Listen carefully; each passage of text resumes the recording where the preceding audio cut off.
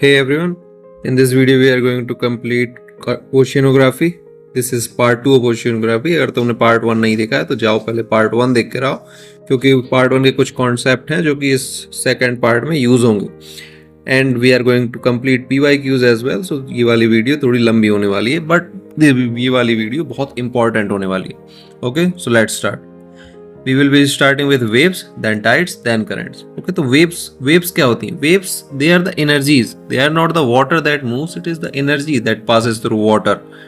Okay, so waves they are actually energy provide कौन करता है? ये energy, this energy is provided to the waves by wind.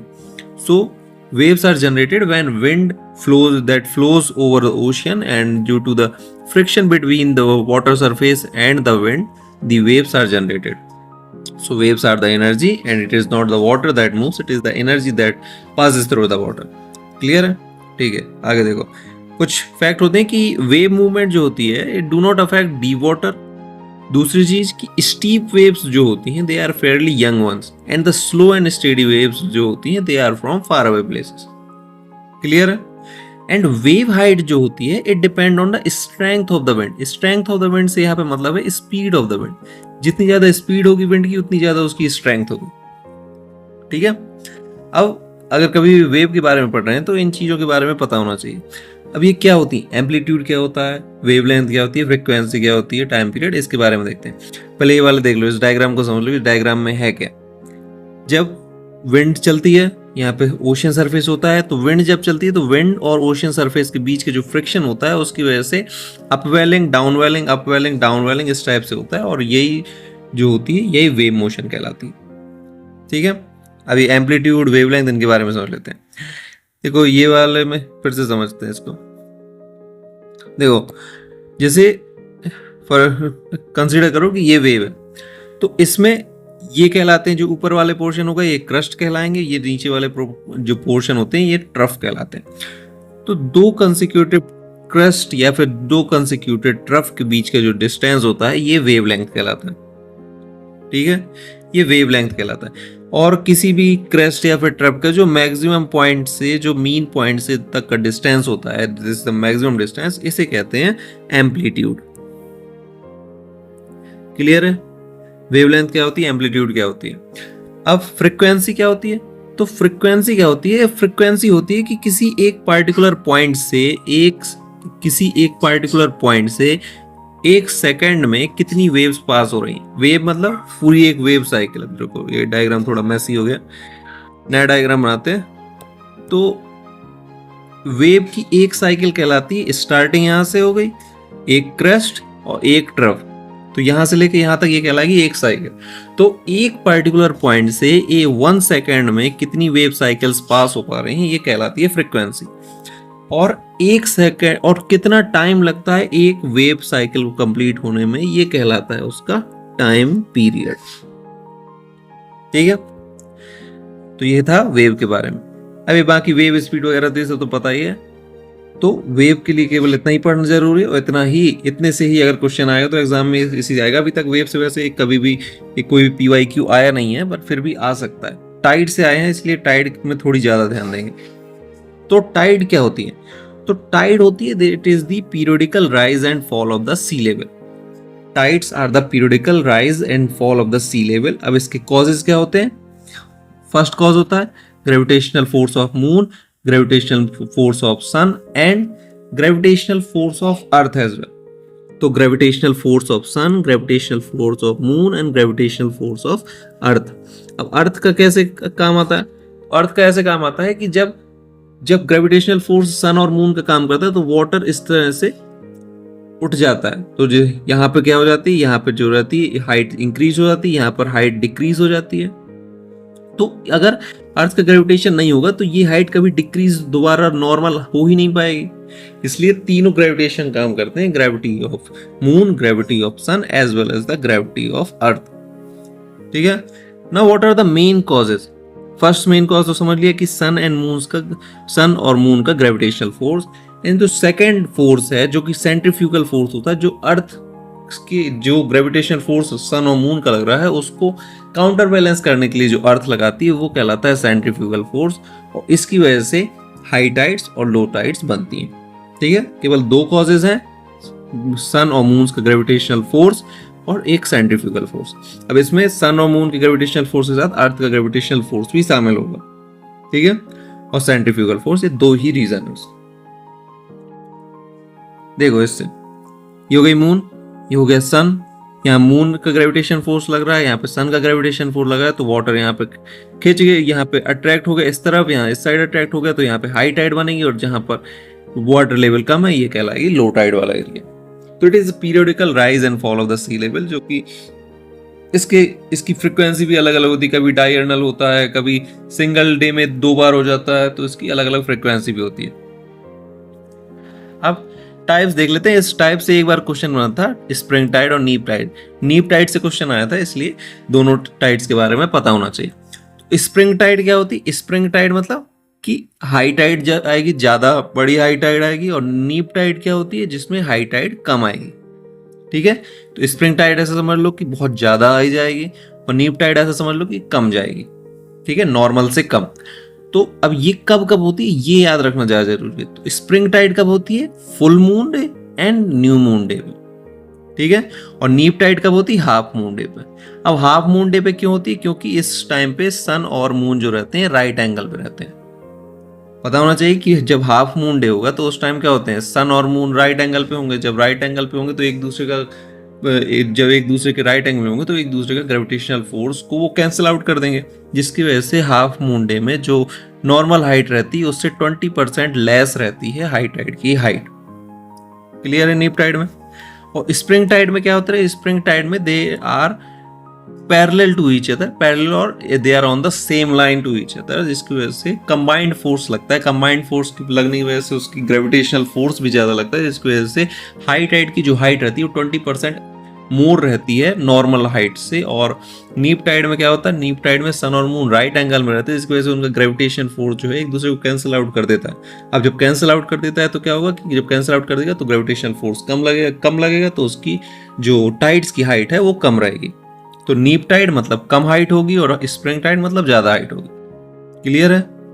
एब and flow इतना ज्यादा इंपॉर्टेंट नहीं है, पर ये एपोगी, एपेलियन और पेरिगिलियन ही पता होना चाहिए।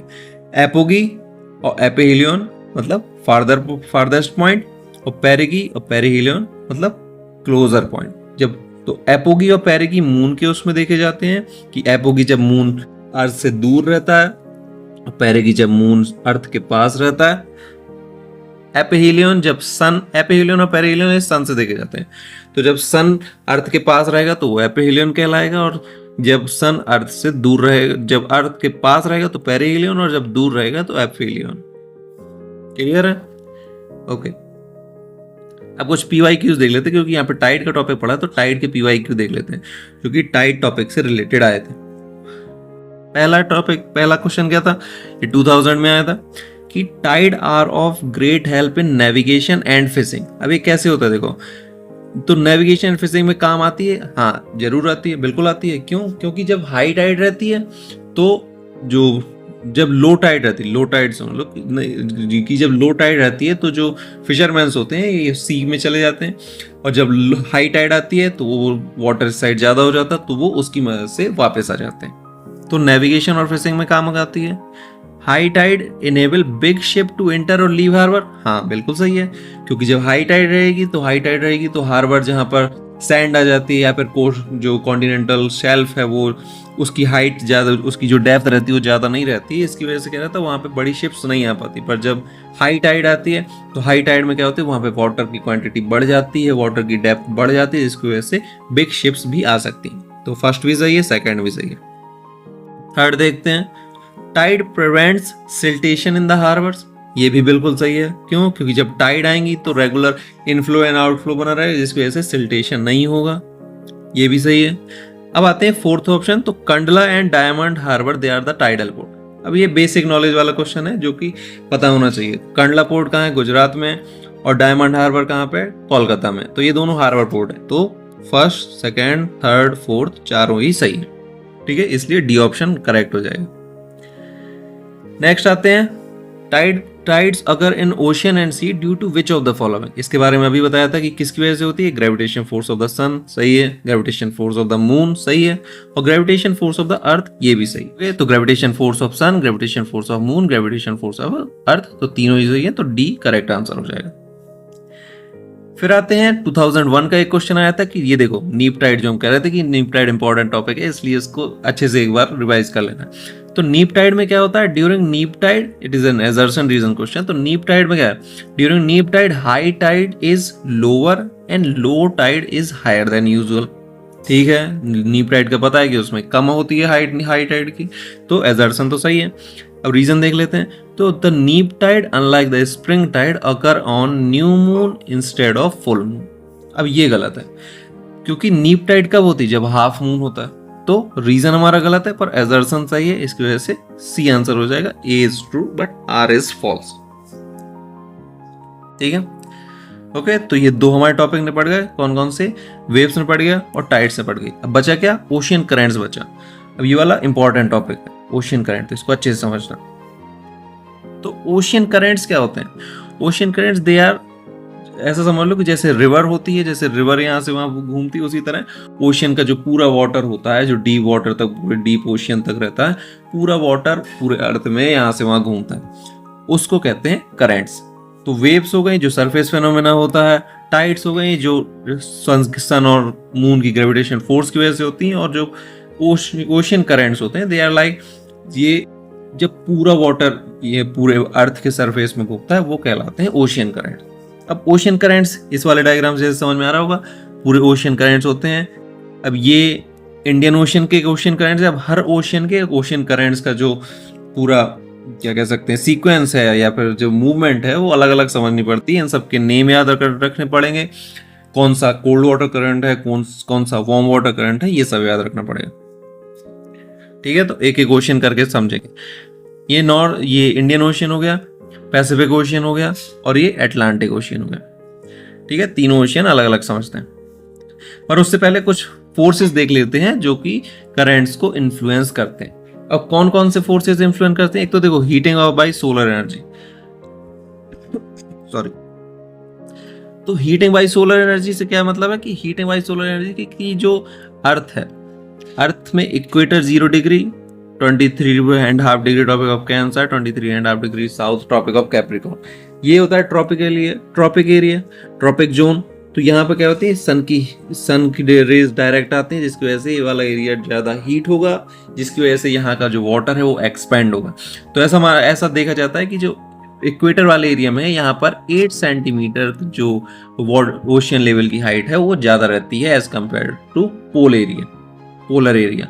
ठीक है, तो वाटर एक्सपेंड होगा, जिसकी वजह से क्या थोड़ी बहुत ग्रेडियंट बन जाता है, जिसकी वजह से वाटर की मूवमेंट यहाँ से यहाँ होती है। तो एक तो फैक्टर हो गया हीटिंग बाय सोलर एनर्जी।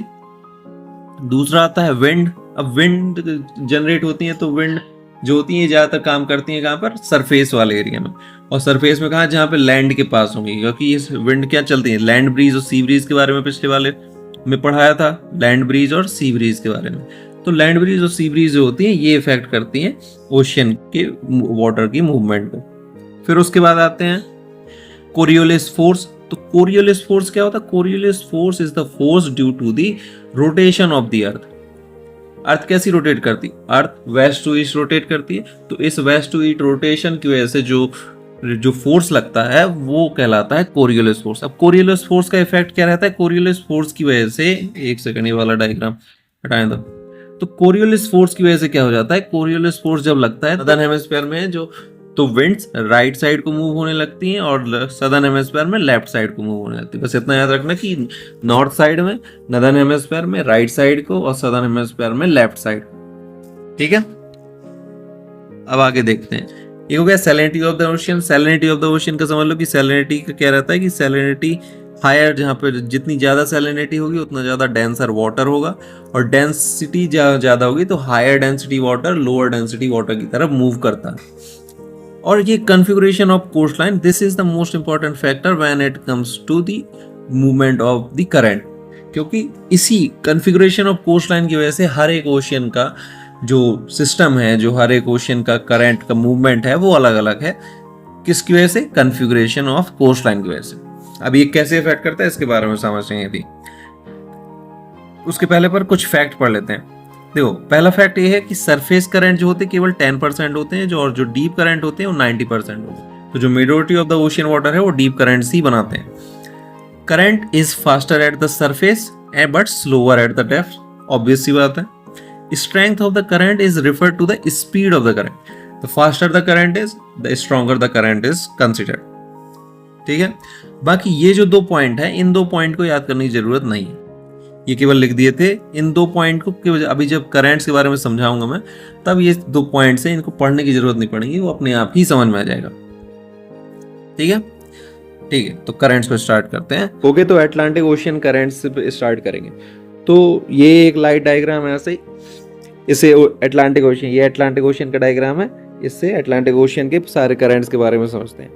तो कोई से भी, चाहे जौन सा ओशियन हो, चाहे वो इंडियन ओशियन हो या पैसिफिक ओशियन हो या फिर अटलांटिक ओशियन की क्यों ना हो, इसके सब की करंट की स्टार्टिंग होगी मिडिल पोर्शन से। मिडिल पोर्शन मतलब इक्वेटर से।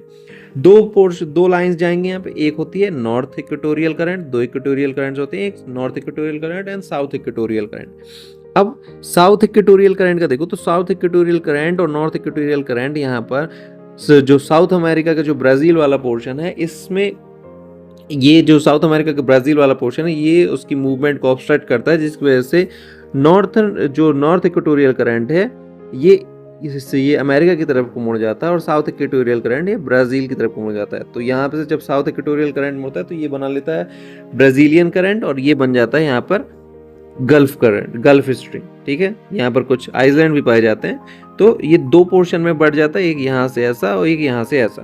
तो ये गल्फ स्ट्रीम होता है, बाद में फिर आके ये दोनों यहाँ पर मिल जाते हैं। उसी के साथ फिर यहाँ से कोल्ड करंट आते हैं। अब देखो, कोल्ड करंट, जितने भी कोल्ड करंट होंगे वो या तो नॉर्थ पोल से आएंगे या फिर साउथ पोल से आएंगे।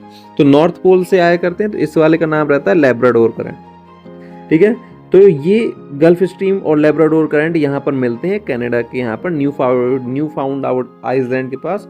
और जब कोल्ड करंट और कोल्ड वाटर करंट और वार्म वाटर करंट मिक्स होते हैं, तो उस जगह पे फॉगी कंडीशन आ जाती है, जिसकी वजह से वो वाला एरिया जो रहता है वहाँ पर नेविगेशन में प्रॉब्लम आती है। पर वो एरिया की जो रहता है, उस एरिया में फिश प्रोडक्शन बहुत ज़्यादा बढ़ जाता है। इसी वजह से न्यू फाउंडलैंड का जो एरिया है वहाँ पर फिश प्रोडक्शन बहुत होता है। अब ये वाला जो गल्फ स्ट्रीम बनी, ये यहाँ से वेस्टर्लीज, क्योंकि इस एरिया में क्या चलती रहती है, इस एरिया में वेस्टर्लीज चलती रहती है इस रेंज में, तो ये वेस्टर्लीज की इन्फ्लुएंस की वजह से ये यहाँ पर यूरोप की तरफ को मुड़ जाएगा, और इस टाइम पे यहाँ पे इसको क्या कहा जाता है, नॉर्थ अटलांटिक ड्रिफ्ट। अब नॉर्थ अटलांटिक ड्रिफ्ट आगे जाके ये भी 2 पार्ट्स में बढ़ जाएगा। एक पार्ट जो यहाँ पर स्वीडन, नॉर्वे, नॉर्थ सी की तरफ चला जाएगा, यहाँ पे नॉर्थ सी है, और दूसरा यहाँ से ऐसे मुड़ के आ जाएगा, और बाद में फिर ये नॉर्थ इक्वेटोरियल करंट के साथ मिक्स हो जाएगा। तो ये पूरी एक साइकिल कंप्लीट कर लेगा। ये पूरी एक साइकिल कंप्लीट हो गई। अब इसके नाम देख लो एक बार फिर से, क्योंकि नाम ज़्यादा इंपॉर्टेंट है। यहाँ से नॉर्थ इक्वेटोरियल करंट, यहाँ से गल्फ स्ट्रीम, यहाँ पर एक गल्फ स्ट्रीम हो गई, ये वाला गल्फ स्ट्रीम हो गई, फिर उसके बाद ये लैब्राडोर करंट हो गया, और यहाँ पर ये नॉर्थ अटलांटिक ड्रिफ्ट हो गया। अब देखो, गल्फ स्ट्रीम जो हो गई ये वार्म वाटर करंट है, लैब्राडोर कोल्ड वाटर करंट है, north Atlantic drift warm water current है। अब ये north Atlantic drift warm water current है, जिसकी वजह से ये जो यूके वाला एरिया है, यूके के जो पोर्ट्स रहते हैं, वार्म वाटर करंट आता है, तो इसकी वजह से यूके के जो पोर्ट रहते हैं वो आइस फ्री रहते हैं जब विंटर रहता है तब भी।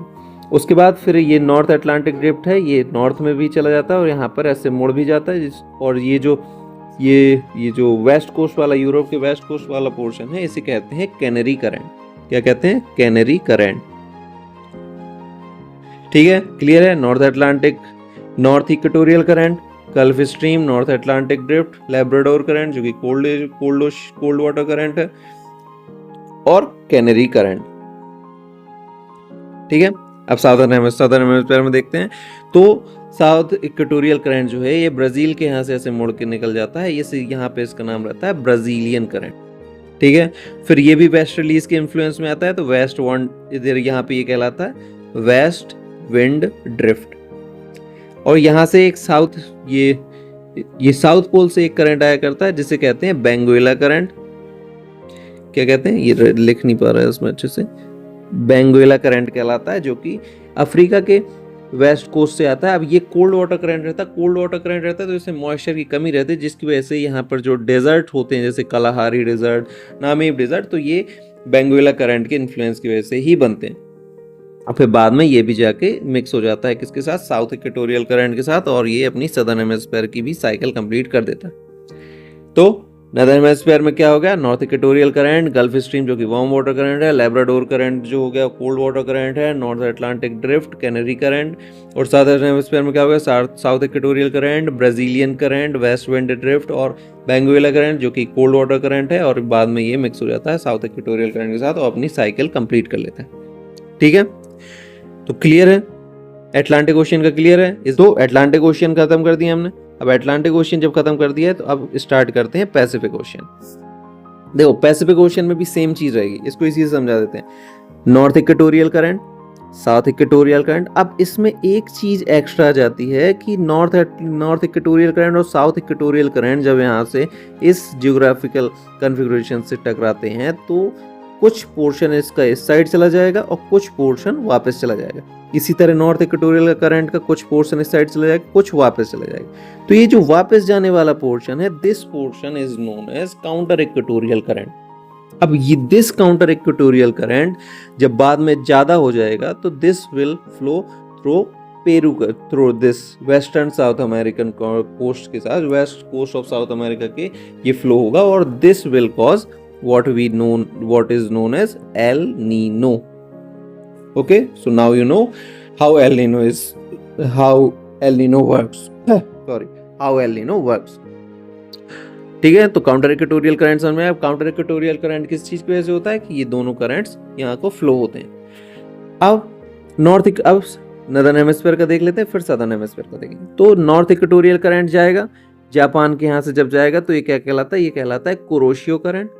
और वहां से सदर्न है, वहां से क्या कहते हैं, आर्कटिक सर्किल है, जो पोलर आर्कटिक पोल है, वहां से नॉर्थ पोल से आता है कोल्ड वाटर करंट, जो कहलाता है ओयाशियो करंट। ठीक है, तो दो करंट याद रखना नाम, Kuroshio current and Oyashio current. Kuroshio warm water current है, ओयाशियो कोल्ड वाटर करंट है। अब ये कुरोशियो करंट ही बाद में ऐसे मुड़ जाता है जिस वेस्टर्लीज के इन्फ्लुएंस की वजह से, क्योंकि इस एरिया में वेस्टर्लीज चलती रहती है, वेस्टर्लीज के इन्फ्लुएंस की वजह से ये ईस्ट डायरेक्शन में मुड़ जाता है और फिर ये बनाता है कैलिफोर्नियन करंट। और इस एरिया में इसको क्या कहलाता जाता है, एलेशियन करंट कहलाता है, और बाद में बन जाता है क्या, कैलिफोर्नियन करंट, और बाद में फिर नॉर्थ इक्वेटोरियल करंट के साथ मिल जाता है, तो ये पूरी अपनी साइकिल कंप्लीट कर लेता है। तो north equatorial current, Kuroshio current, north Pacific current या एलेशियन करंट, और फिर बाद में कैलिफोर्नियन करंट। और यहाँ से एक कोल्ड वाटर करंट आता है जिसको कहते हैं ओयाशियो करंट। ठीक है, अब ओयाशियो करंट और कुरोशियो करंट जिस एरिया में मिलते हैं जापान के, उस वाले एरिया में क्या होते हैं, बहुत ज्यादा फिश प्रोडक्शन होता है, और इन दोनों करंट के मिक्स होने की वजह से यहाँ के जो पोर्ट्स भी होते हैं वो फ्रॉस्ट फ्री रहते हैं इन ड्यूरिंग विंटर। ठीक है, अब सदर्न हेमिस्फीयर का देखते हैं, तो वही चीज है कि साउथ इक्वेटोरियल करंट और काउंटर इक्वेटोरियल करंट जैसा भी पढ़ा था, काउंटर इक्वेटोरियल करंट, तो साउथ इक्वेटोरियल करंट जाता है, फिर उसके बाद यहाँ फिलीपींस के साइड पास उससे ये साउथ की तरफ बैंड हो जाता है, यहाँ पे ये कहलाता है ईस्ट ऑस्ट्रेलियन करंट। फिर बाद में ये वेस्ट विंड ड्रिफ्ट के इफेक्ट की वजह से ईस्ट को मुड़ जाता है, और फिर यहाँ से जो साउथ पोल से जो आता है, साउथ पोल से जो करंट आया करता है पेरू करंट, वो कोल्ड वाटर करंट है, तो उसके साथ मिक्स होके पूरी अपनी साइकिल कंप्लीट कर लेता है। क्लियर है, south equatorial current, east Australian current, west wind drift और पेरू करंट। क्लियर। जब एल नीनो होता है तो एल नीनो में क्या होता है, जब एल नीनो हुआ करता है तो ये पेरू करंट जो होता है, Peru current it is N cold water current. ठीक है, कोल्ड वाटर करंट। तो एल नीनो के टाइम पे क्या होता है, दिस पेरू का cold water current is replaced by warm water current. और वार्म वाटर करंट कौन सा होता है, यही जो काउंटर इक्वेटोरियल करंट जो अभी यहाँ पे फॉर्म होने का बताया था, तो यही काउंटर इक्वेटोरियल करंट इस कोल्ड वाटर पेरू करंट को रिप्लेस कर देता है, जिसकी वजह से एल नीनो होता है। ठीक है, वैसे एल नीनो का इफेक्ट इंडियन मॉनसून में भी पड़ता है। ठीक है, तो पैसिफिक ओशियन का हमने पढ़ लिया। अटलांटिक ओशन का भी पढ़ लिया, अब लास्ट पढ़ते हैं इंडियन ओशन का। अब इंडियन ओशन का पहले सदर्न हेमिस्फीयर का समझ लो, क्योंकि सदर्न हेमिस्फीयर का जैसे बाकी सब नॉर्मल ओशियंस में रहता है उसी तरह का रहता है। तो इसमें क्या होता है कि साउथ इक्वेटोरियल करंट आएगा।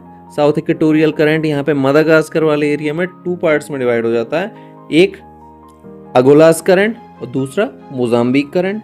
और ये अगोलास करंट और मोजाम्बिक करंट दोनों फिर साथ में मिक्स होते हैं यहाँ विंड ड्रिफ्ट के साथ, वेस्ट विंड ड्रिफ्ट के साथ। यहाँ पे ऑस्ट्रेलिया के साथ, ऑस्ट्रेलिया के यहाँ से वेस्ट ऑस्ट्रेलियन करंट बन के यहाँ से अपनी साइकिल कंप्लीट कर लेते हैं। साउथ इक्वेटोरियल, फिर से समझ लो, south equatorial current, Agulhas current, west wind drift और वेस्ट ऑस्ट्रेलियन करंट। अब क्वेश्चन ये नहीं आएगा कि सर्कल में कौन कौन से, उसकी साइकिल में कौन कौन से रहते हैं। क्वेश्चन आता है कि ये अगोलास करंट कहाँ से फ्लो होता है। उसी तरह क्वेश्चन आएगा कि ये बेंगुएला करंट कहाँ से फ्लो होता है। उसी तरह क्वेश्चन आएगा कि ये कुरोशियो करंट कहाँ से फ्लो होता है। तो ये सब पता होना चाहिए, ठीक है।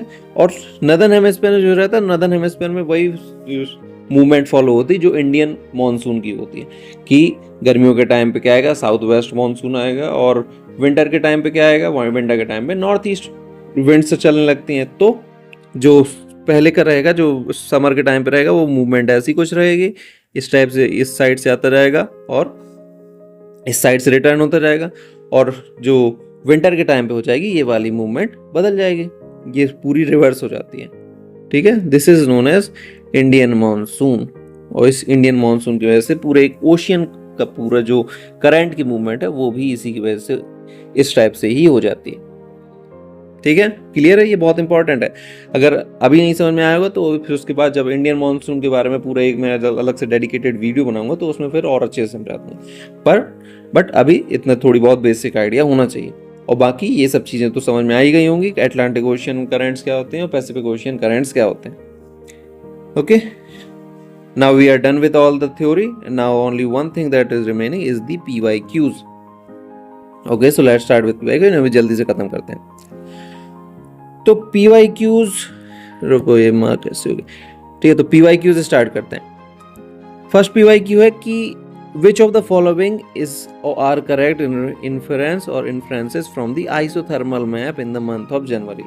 आइसोथर्मल मैप, ये फर्स्ट वाले पार्ट में जो करवाया था टेम्परेचर डिस्ट्रीब्यूशन, अगर तुम लोगों ने फर्स्ट पार्ट नहीं देखा है तो ये वाला क्वेश्चन नहीं बनेगा। तो आइसोथर्मल मैप क्या होता है? आइसोथर्मल मैप वो होता है जिसमें जो टेम्परेचर की कर्व्स होती हैं वो एक दूसरे प्लेस को कनेक्ट करती है जहां पर सेम टेम्परेचर होता है। So isotherm are the places where the temperature is same, ठीक है। तो इसके पॉइंट्स पर देखो, isotherm deviate to the north over the ocean and to the south over the continent. अगर फर्स्ट पार्ट देखा होगा तो तुम्हें पता है कि ये वाला पॉइंट जो है सही है।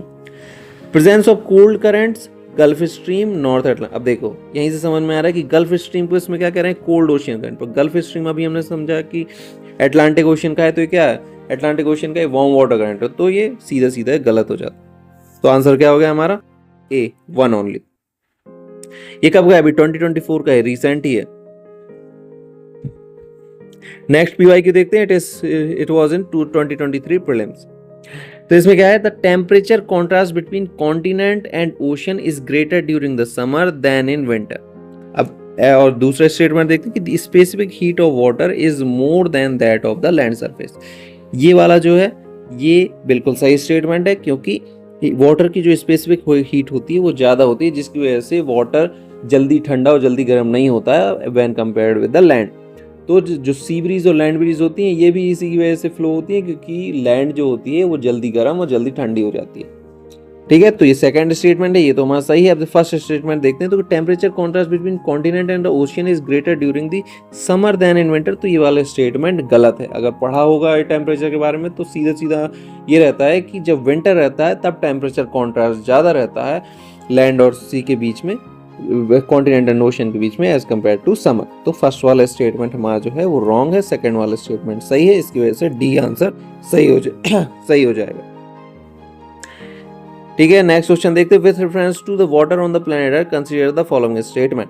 The amount of water in rivers and lake is more than the amount of ground water. Amount of water in the polarized glacier is more than the ground water. ये अगर वाटर का distribution पता होगा कि सबसे ज़्यादा fresh water ice में है, फिर उसके बाद सेकंड नंबर पे आता है हमारा ग्राउंड वाटर, और फिर थर्ड नंबर में आता है सरफेस वाटर जैसे रिवर्स और लेक्स। तो amount of water in the reverse and lake is more than the amount of the ground water, तो ये वाला गलत है। Amount of ground water in polar ice cap glacier is more than that of the ground water, ये वाला option सही है, तो बी आंसर सही हो जाएगा। सेकंड नेक्स्ट क्वेश्चन देखते हैं। तो next question, what explain the eastward flow of equatorial counter current, इसके बारे में अभी पढ़ा था, इसको समझाने की जरूरत नहीं है। Next is the annual range of temperature in the interior of the continent is high as compare to the coastal areas. तो जो एनुअल रेंज ऑफ टेम्परेचर रहता है वो कॉन्टिनेंट के इंटीरियर में ज्यादा रहता है when compare to the coastal area. अब ये क्यों होता है, इसके बहुत सारे रीजन है, ये जब सब पूरा अलग से पढ़ोगे तो समझ में आ जाएगा। बस अभी ये समझ लो कि वन वाला तो देखो सही है, temperature thermal difference between land and water तो ज्यादा होता है। क्यों, इसका बताया था हमने कि लैंड और सी ब्रीज जो चलती हैं वो इसी की वजह से चलती हैं, तो फर्स्ट वाला तो सही है। फिर हमारा आता है variation in the altitude between continent and ocean. अब ये वाला जो ऑप्शन है ये किसी तरह से भी हमें ये नहीं बताता कि जो एनुअल रेंज ऑफ टेम्परेचर है वो कॉन्टिनेंट और ओशियन कोस्टल एरियाज में अलग अलग होता है, इसकी वजह से तो नहीं होता, इतना तो हमें पता है। तो अगर सेकंड वाले ऑप्शन को कैंसिल आउट कर देंगे तो सब ऑप्शन कैंसिल आउट हो जाएंगे, फिर हमारा आंसर केवल ए बचेगा, तो इसमें एलिमिनेशन टेक्निक लग जाएगी। ओके, सो नेक्स्ट देखते हैं मोस्ट इंपॉर्टेंट फिशिंग ग्राउंड्स। अब इसके बारे में अभी बात की थी कि जहां पर कोल्ड वाटर और वार्म वाटर करंट मिलते हैं, तो इसका आंसर सी हो जाएगा। Next, consider the following factor, rotation of the earth, air pressure and wind, density of ocean water, revolution of the earth. तो which of the following factor influence ocean current. अब देखो rotation of the अर्थ, इसकी वजह से Coriolis force लगता है। और देखो एक चीज और याद रखो, कोरियोलिस फोर्स जो होता है, Coriolis force is zero at the equator. ठीक है, Coriolis force is zero at the equator and it is maximum at the poles. तो रोटेशन ऑफ द अर्थ सही है, एयर प्रेशर एंड विंड ये भी सही है, density of the ocean water सही है क्योंकि denser water lies blow lighter water. तो डेंसिटी से क्या होता है कि जो डेंसर वाटर होता है, जहाँ से हाई डेंसिटी होती है वहाँ से लोअर डेंसिटी की तरफ फ्लो होता है। अब revolution of the earth, revolution का मतलब क्या है कि वो सन के अराउंड रिवॉल्व करती है। अब इसका कोई सीधा मतलब इससे हो तो सकता है पर इससे कोई सीधा रीजन है नहीं है, इसलिए इसको हम कैंसिल कर देंगे। आंसर हमारा क्या हो जाएगा 1 2 3। ठीक है, नेक्स्ट क्वेश्चन देखते हैं। What could be the main reason for the formation of African and Eurasian desert belt? अब देखो डेजर्ट कैसे बनता है उसके लिए कई फैक्टर्स रहते हैं, कई कॉजेज रहते हैं, पर अभी हमने केवल ओशियन करंट के बारे में पढ़ा, तो ओशियन करंट वाला जो ऑप्शन है उसको बस देख लेते हैं। तो ये ठीक है, इसको देख लेते हैं। It is under the influence of warm ocean current. अब देखो वार्म के में तो नहीं रहता, इतना तो पता है, क्योंकि अफ्रीकन जो कोस्ट रहता है वो जब देखो अफ्रीका का जो कोस्ट रहता है तो यहाँ से कौन सा करंट आता है, यहाँ से आता है बेंगुएला करंट। तो बेंगुएला करंट जो होता है it is a cold water current, तो कोल्ड वाटर करंट रहता है, पर इसमें तो कह रहे वार्म वाटर, तो ये वाला ऑप्शन तो गलत है। तो सेकंड ऑप्शन हमारा गलत हो गया, बाकी फर्स्ट वाला सही रहा होगा, इसलिए ए हमारा आंसर सही है। ठीक है, now consider the following statement, ocean currents are the slow surface movement of the water in the ocean. अब देखो इसमें क्या कर रहा है, सरफेस मूवमेंट, तो सरफेस मूवमेंट का तो पता है सरफेस मूवमेंट नहीं होती, पूरा वाटर मूव होता है। Ocean current assist in maintaining the earth heat balance, सही है। Ocean current are set in motion primarily by prevailing wind, ये भी सही है। Ocean current are affected by configuration of the ocean, ये भी सही है। तो 2 3 एंड 4 हमारा सही हो जाएगा। अब इस वाले मैप में कौन कौन से ओशियन करंट्स बताए जा रहे हैं। देखो ये क्या है, अफ्रीका का मैप है, नीचे से क्या सा आ रहा है, बेंगुएला करंट आ रहा है, तो बेंगुएला एंड गिनी करंट, क्योंकि ये वाला गिनी वाला एरिया होता है, दिस इज गिनी, तो ये वाला हो जाएगा गिनी करंट, तो आंसर हमारा डी सही हो जाएगा। अब लास्ट क्वेश्चन देखते हैं कि विच of the following factor is responsible for the change in the regular direction of the ocean current in the Indian ocean. अब इंडियन ओशन में किसकी वजह से जो ओशन करंट की मूवमेंट है वो चेंज होती है, किसकी वजह से होती है, it is due to the Indian ocean, because Indian ocean has a monsoon drift. South west monsoon रहता है समर में और नॉर्थ ईस्ट मॉनसून का डायरेक्शन हो जाता है विंटर में, तो इसका आंसर है B. Okay, so this is it. So हम लोगों ने बहुत कुछ पढ़ा, पूरी वेव्स के बारे में पढ़ा, टाइड्स वेव्स के बारे में पढ़ा, टाइड्स के बारे में पढ़ा, करंट्स कंप्लीट किए, and most important we have also completed about everything about PYQs, most of the PYQ that has come from oceanography, some PYQs were easy, some were difficult. तो आई होप कि तुम लोग को ये video समझ अच्छी लगी हो, तो अगर अच्छी लगी हो तो सब्सक्राइब कर देना और and thanks for watching this video. And इस वीडियो की PDF जो है वो टेलीग्राम चैनल पे मिल जाएगी, और टेलीग्राम चैनल की लिंक तुम्हें पता है चैनल के डिस्क्रिप्शन में है। इस वीडियो को अगर तुम्हें समझ में ना आया तो एक बार और देख लेना, because this video is very very important from your prelims perspective as well as from your mains perspective. Okay, so thank you.